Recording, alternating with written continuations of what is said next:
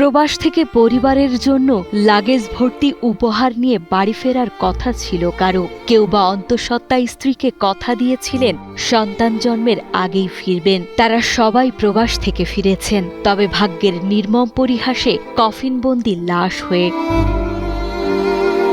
আজ যখন কফিনগুলো পৌঁছালো, তখন বাবার নিথর দেহ আঁকড়ে ধরে কেঁদে ওঠে বাবার আদুরে পারভেজ ও নিশা। এই অবুঝ শিশুগুলো হয়তো বুঝে গেছে তাদের প্রবাসী বাবা আর কোনোদিনও কোলে তুলে নেবে না তাদের। ইবাল আহমদ কাতার অ্যাক্সিডেন্টে মারা গেছেন, আর আমার আব্বালাই হলে দোয়া করবা। আর আমরা অনেক টাকা ঋণ, আমরা 5 ভাই বোন, 3 বোন 2 ভাই, ভাই হইল 7 মাস। আমার বড় আছে বইনিগো, পরিবার দেখার কেউ নাই।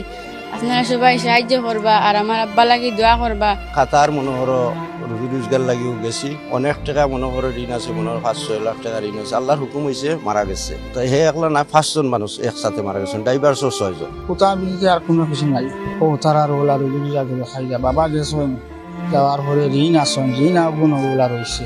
প্রবাসীদের জীবনে দেশে ফেরার মুহূর্তটি সবসময় উৎসবের। প্রিয়জনের জন্য কেনা জামা, উপহারের প্যাকেট আর বাড়ি ফেরার আনন্দ, সব মিলিয়ে এক দারুণ স্বপ্ন নিয়ে তারা যাত্রা শুরু করে। কিন্তু এই 5টি প্রাণ ফিরল উল্টো পথে। যে লাগেজগুলোতে নতুন জামা আর উপহার থাকার কথা ছিল, সেখানে আজ কেবলই বিষাদ। উৎসবের বদলে বাড়িতে আজ শুধুই নিস্তব্ধতা আর স্বজনদের আহাজারি। যে স্বপ্নগুলো পূরণ করতে তারা বিদেশের মাটিতে ঘাম ঝরিয়েছেন, সেই স্বপ্নগুলো আজ চিরতরে দাফন হলো। বিদেশ যাবার 3.5-4 বছর হয়ে যায়। 3-4 মাস পরে আবার একটা ডেট করছো নাইকা দেশ, হঠাৎ তাই অ্যাক্সিডেন্ট করে মারা গেছেন। তার পরিবারের অবস্থা মনে করো সে নিজে রুজি করে ওই রকম অবস্থা চলতো, না করলে পরিবার চলতো না, ওই রকম অবস্থা।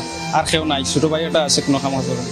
আমার প্রায় 3.5-4 বছর হয়ে গেছে। বাড়িতে আইতে আসলে 2-3 মাস পরে যোগাযোগ করছিল, তখন আল্লাহর হুকুম নাই মারা গেছেন। গত 21 জুন কাতারের দোহায় মর্মান্তিক এক দুর্ঘটনা ঘটে। কাজের উদ্দেশ্যে প্রাইভেট কারে করে যাওয়ার পথে নিয়ন্ত্রণ হারিয়ে একটি গাড়ি মারাত্মক দুর্ঘটনার কবলে পড়ে।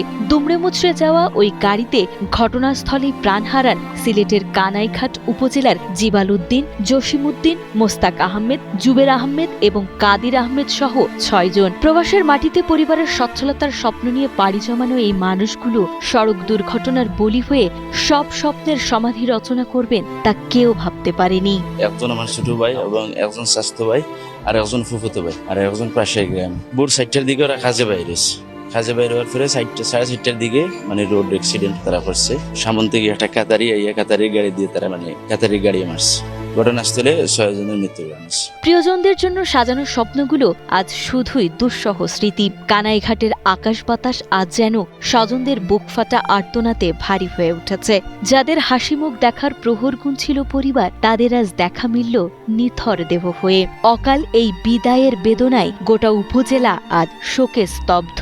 এই বিষয়টি আমাদের জন্য অত্যন্ত দুঃখজনক একটি বিষয়। যাদেরকে আমরা রেমিটেন্স যোদ্ধা বলি, তাদের প্রেরিত সেই কষ্টের অর্থ দিয়ে আমাদের অর্থনীতির চাকা ঘুরে, তাদের যে কোনো ধরনের ক্ষয়ক্ষতি, দুর্ঘটনাজনিত মৃত্যু আমাদেরকে কষ্ট দিয়ে, পীড়া দিয়ে। আমরা সিলেটবাসী লাগি খুবই একটা দুঃখের দিন। যদি রাষ্ট্র, সমাজের বিত্তবান ব্যক্তিবর্গ, রাজনৈতিক নেতৃবৃন্দ সবাই যদি আগাইয়া আসেন, তাহলে তারা কিছুটা হলেও স্বস্তির সাথে তাদের এই দুঃখ বেদনাটাকে ভুলে তাদের জীবনটাকে তারা গড়ার জন্য একটা সুযোগ পাবে।